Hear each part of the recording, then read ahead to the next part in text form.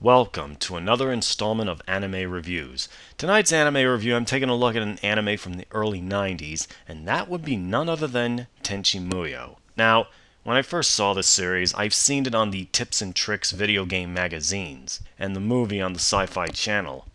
In 2000, when I was 15, I saw it on Toonami and recorded a couple of episodes, and I still have them to this very day. The first episode begins with Tenchi doing chores. He uses the key to open the gate where a demon sleeps, and Tenchi's grandfather tells him about the demon that terrorized Japan years ago and is now imprisoned.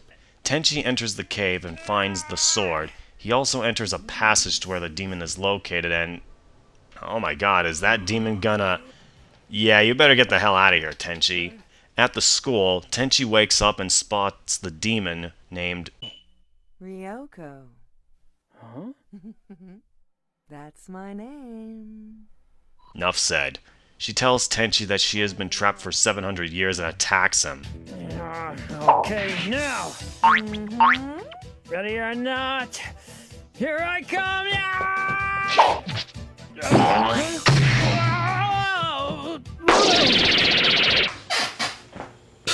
Wow, you're such a pussy, Tenchi.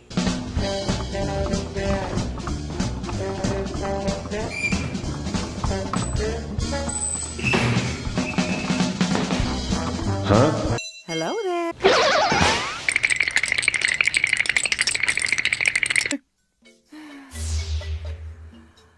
Uh-oh, better get the hell out of here.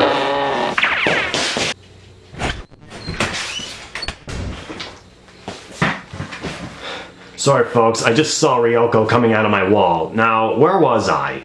Ryoko's electric bolts touches the gas fumes, blowing up the classroom, though she survives the explosion. Hey, that's no way to treat a lady. Tenchi barely escapes and discovers Ryoko's source of power. He bumps into her boobs and battles her Star Wars style.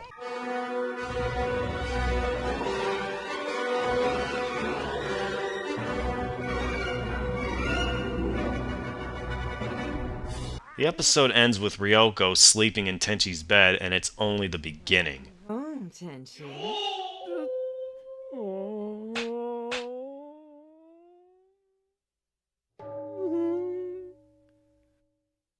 The second episode features the princess of Jurai, Ayeka, who arrives on Earth searching for her brother Yosho. Oh, and Ryoko wants Tenchi's balls.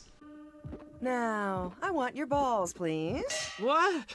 No way! They're mine and I'm gonna hang on to them! Oh, you numbskull. I mean the 3 jewels on your sword. Oh, that's what she meant. She wants to use the jewels to control Ryo-Ohki. Alright, let me censor it, cause Tenchi's gonna score.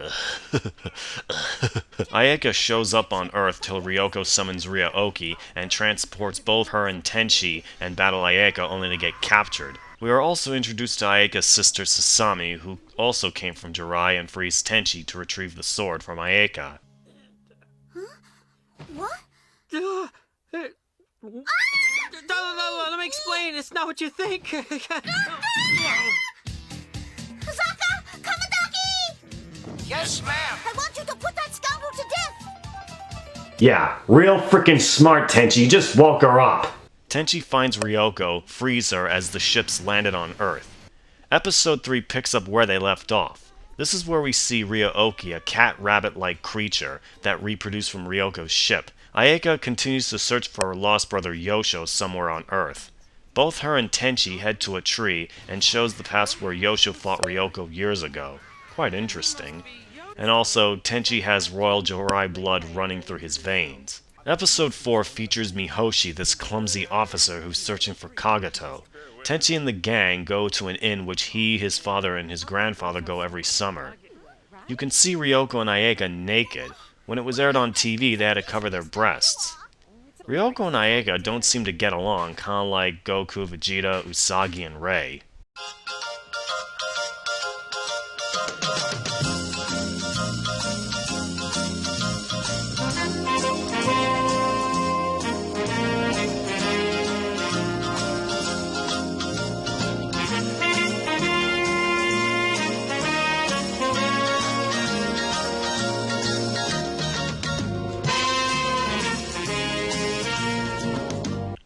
forgot to mention Ryoko's powers and abilities. She can fly, use an energy sword, teleport, go through solid objects, regenerate body parts, and can summon evil demons, except she has to have a gem in order to control the monster.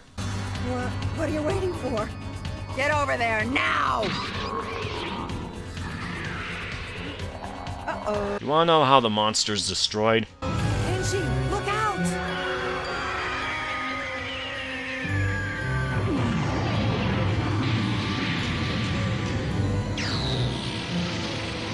That's right, Mihoshi, who is now on Earth with the rest of the girls. Next episode features the criminal Kagato and— Hey, you perv, you shouldn't appear when naked ladies are seen! Anyway, Kagato shows up and takes control of Ryoko. Check it out, green blood. Then Tenchi's grandfather shows up and wow, so badass.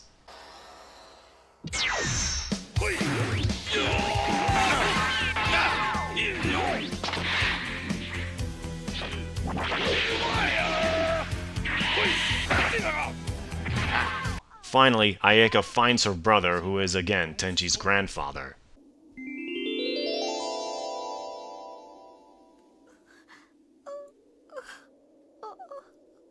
That handsome brother, what happened to him? You've changed so much. You're older. Don't cry.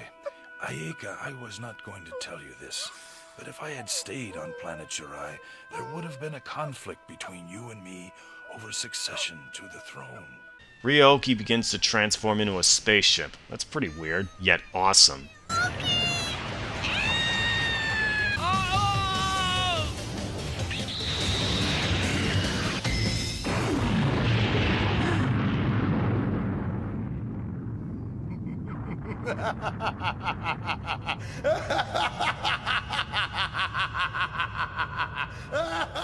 Tenchi! Tenchi! Oh no, Tenchi is saying ain't so. Please don't tell me he's—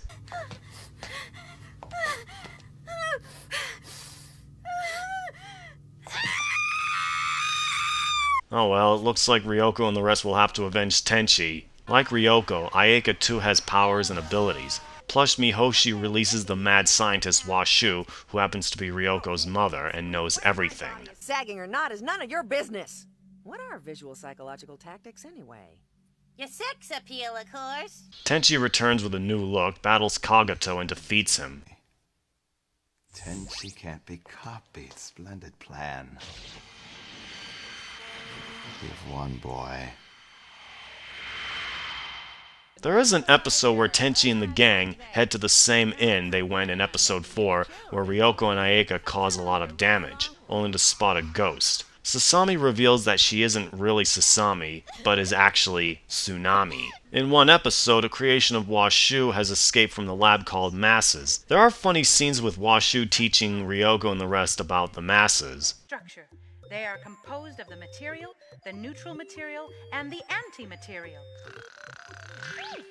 What that means is that the anti-material, normally encased in the neutral material, is disturbed as part of the neutral material is destroyed by some exterior stimulation, which results in a counter-extinction between material and anti-material, and kaboom! Ryo-Ohki manages to assimilate, becomes humanoid, and says her first word.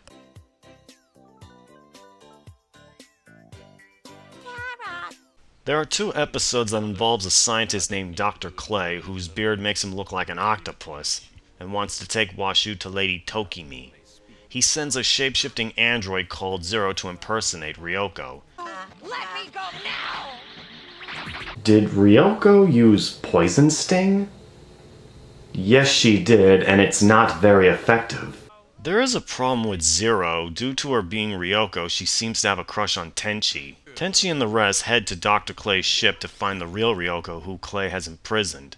In the end, Dr. Clay is now in custody, and the copy Ryoko goes back to the real one. Fun fact, the voices of Ayeka and Tokimi are voiced by legendary Jennifer Darling, who did the voice of Irma from the 1980s Teenage Mutant Ninja Turtles cartoon series. In the last episode, we get to see the Jurai family. This episode is about 50 minutes long, while episode 7 is 40 minutes, and I was thinking they should have been 30 minutes like the other episodes. Anyway, the Jurai family meet Tenchi on Earth, and Tenchi challenges this pink-haired dude who sounds like he's gay. I think you'll find that they've saved the very best for last.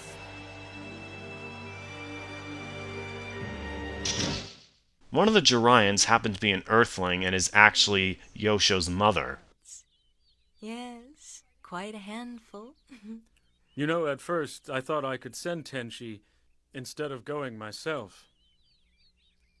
And by the way, if you mock Ayeka, her mother will get really pissed off. Nobody mocks my little Ayeka. Are you understanding me? I think so. Please let me go. At the end of the episode, you'll see still frames of Ryoko, Washu, and Mihoshi. Oh, yes. After we got there, he was in a violent rage carrying on, but when I handed him your gift... Yes. Well, he, how shall I put it, kind of turned white, you know? Final thoughts. The original Tenchi Muyo OVA is really good. It was nice to revisit all 13 episodes, and I wanted to do a review on this series for some time. Yes, I will be reviewing Tenchi Universe and the first 2 movies, minus Tenchi in Tokyo and the rest, which will be impossible. Now that I've covered the OVA, tune in next time as I take a look at Tenchi Universe.